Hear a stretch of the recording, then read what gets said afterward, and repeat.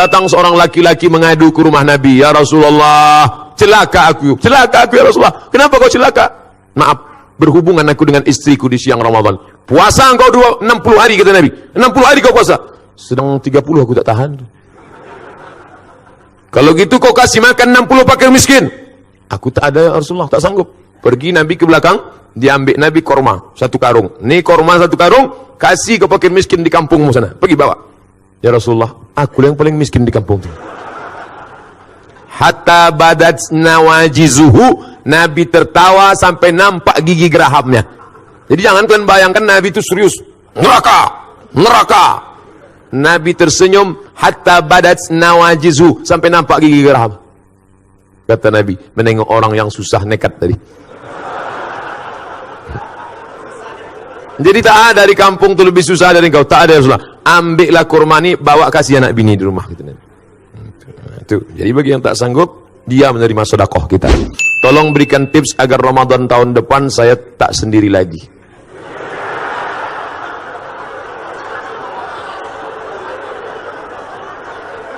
Pertama, dekati Ustadz.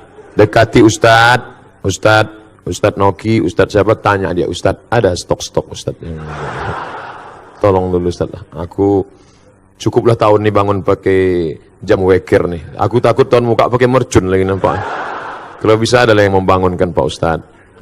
Ustadz ini banyak stoknya. Ustadz banyak. Khawatir kita kalau tak kita ambil, dia ambilnya sendiri. Minta sama dia. Tapi jangan lupa doa. Skenario ilahi begitu indah. Kalau tak percaya, tanya sama orang-orang tua kita. Coba datangi Pak Rifai Rahman, tanya beliau, Pak, gimana Bapak jumpa ibu dulu? Ceritanya pasti indah. Beda sama orang sekarang. Orang sekarang tanya, Bang, ya gimana Bang jumpa kakak dulu? Salah sambung.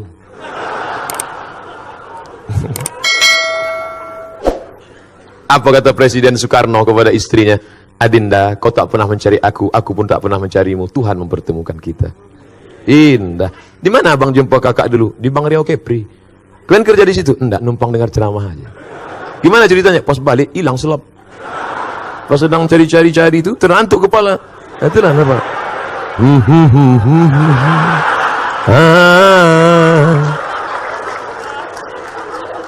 Indah. Waalaikumsalam. Untuk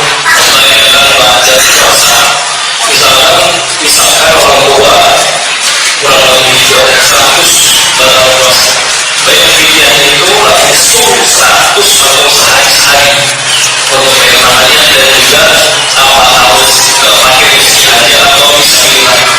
Dan yang kedua, ini ada saya pernah dengar beberapa bagian saya Ramadan yang kayak malam nama ini, malam kedua ini dari apakah itu betul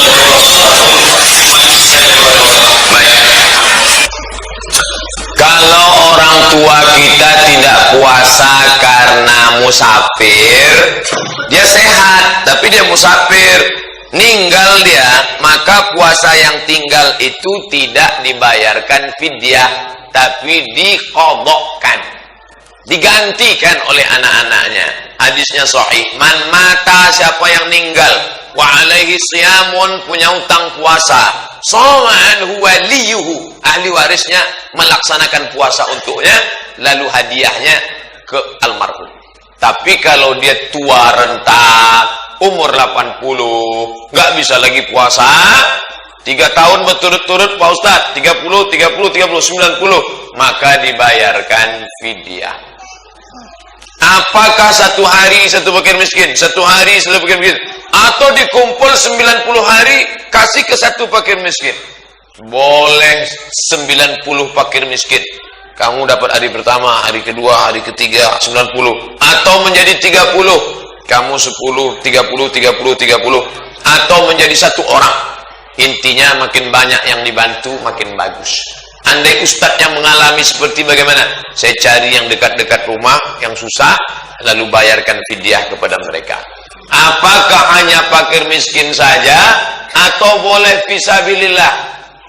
Tengok bunyi ayatnya. Wa 'alal ladzina yutiqunahu, bagi yang tidak sanggup puasa, fidyatun ta'amu miskin, kasih makan orang miskin, nggak boleh dialihkan ke yang lain. Allah sudah khususkan itu. Miskin itu siapa? Apa bedanya dengan fakir? Tidak ada income sama sekali. Fakir ada pemasukan tapi tidak mencukupi kebutuhan. Miskin itu beda fakir dengan miskin. Pertanyaan kedua, siapa yang beribadah malam pertama pahalanya ini, siapa yang beribadah malam kedua pahalanya ini, siapa yang beribadah malam ketiga pahalanya ini, sampai 30 malam. Itu hadis atau bukan hadis? Bukan hadis. Itu ijtihad ulama untuk memberi motivasi.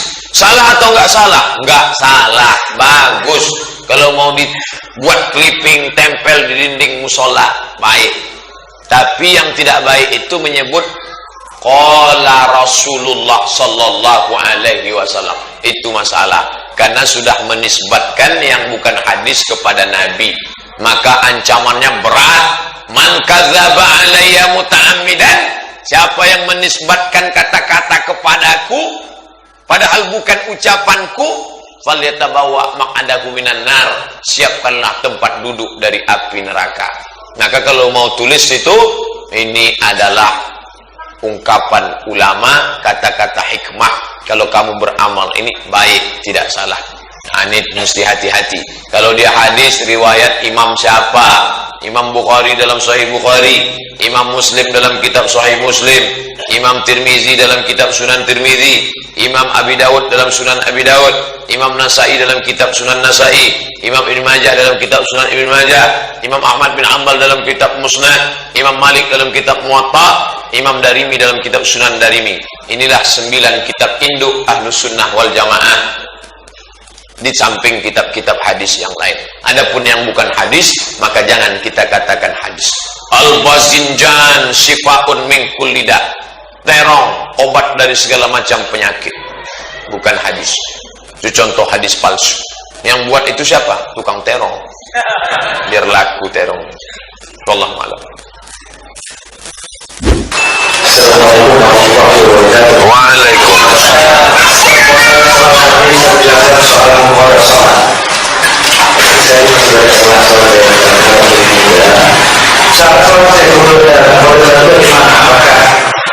Sebelumnya kita mengajarkan sholat sunnah batian, sudah itu sama sholat doa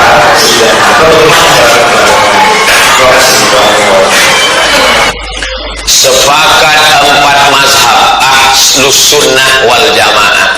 Pertama, mazhab Hanafi meninggal tahun 150 Hijrah. Kedua, mazhab Maliki meninggal tahun 179 Hijrah. Ketiga, mazhab Syafi'i meninggal 204 Hijrah. Keempat, mazhab Hambali meninggal 241 Hijrah. Inilah Ahlus Sunnah wal Jamaah. Bahwa sholat yang lama-lama dulu tertinggal, kalau sekarang hijrah dan taubat, maka mesti diganti, diqadha. Tidak ada ikhtilaf. Kalau ada ustadz yang ceramah, taubat ya taubat aja, yang lalu biarlah berlalu, jangan diulang lagi, cukup dengan istighfar. Itu bukan pendapat 4 mazhab, tapi dia ambil pendapat Imam Ibnu Taimiyah. Kata Imam Ibnu Taimiyah, nggak perlu qadha, istighfar aja selesai. Astaghfirullah, selesai. Rabbal baraya, selesai. Saya tidak setuju dengan itu. Maka saya selalu menyampaikan, saya pegang ikut 4 mazhab, sholat yang tinggal wajib diqadha. Nah, teknisnya gimana? Selesai sholat isya tadi, zikir, doa, ba'diyah. Selesai ba'diyah, laksanakan 1 qadha isya. Niatnya di mana? Niat di dalam. Allahu Akbar.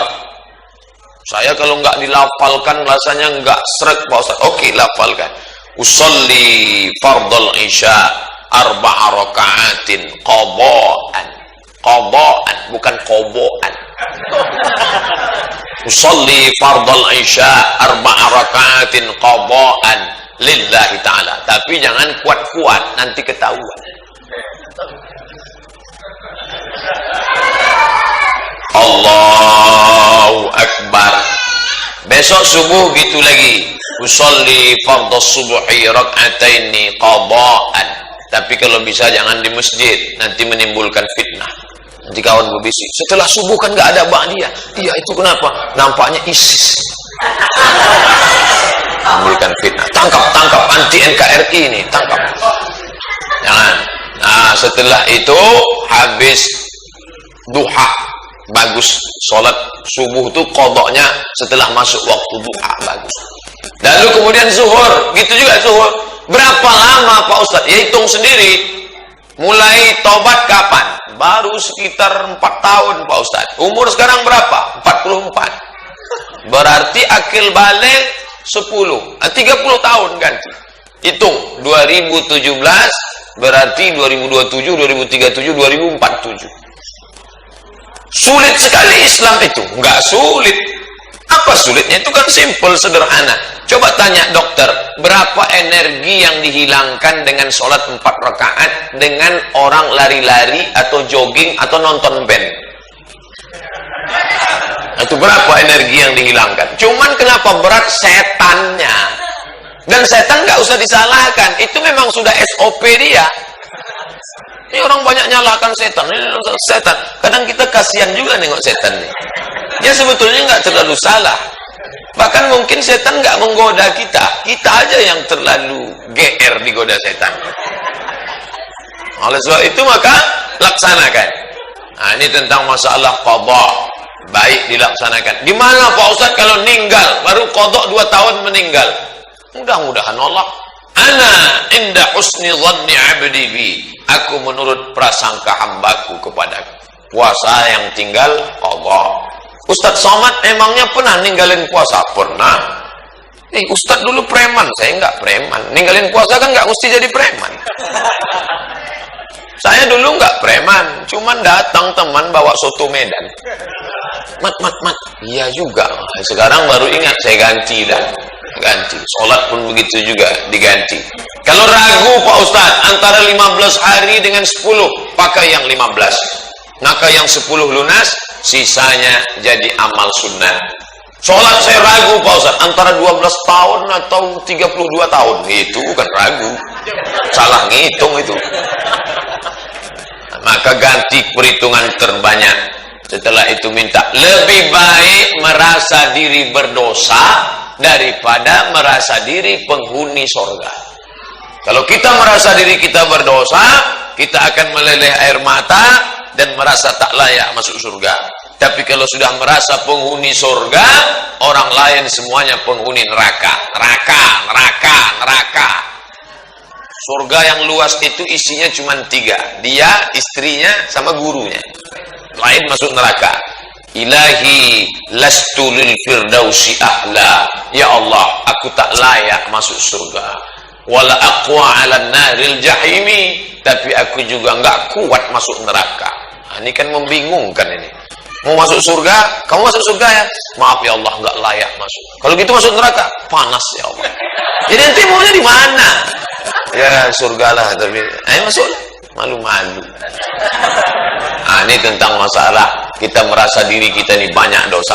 Kalau ngelihat anak kecil, oh anakku anak kecil, engkau belum ada dosa, aku sudah bergelimang dosa. Kalau saya melihat bapak yang sudah tua, bapak sudah tua, aku belum tentu umurku sampai seperti bapak. Ngelihat orang kafir, ente kafir. Tapi kalau ente dapat hidayah, masuk Islam, maka amal ente diulang dari 0, bersih. Di dunia ini yang amalnya diulang dari 0, 2. Pertama mu'alaf, yang kedua pegawai Pertamina. Ulang dari 0 ya Pak.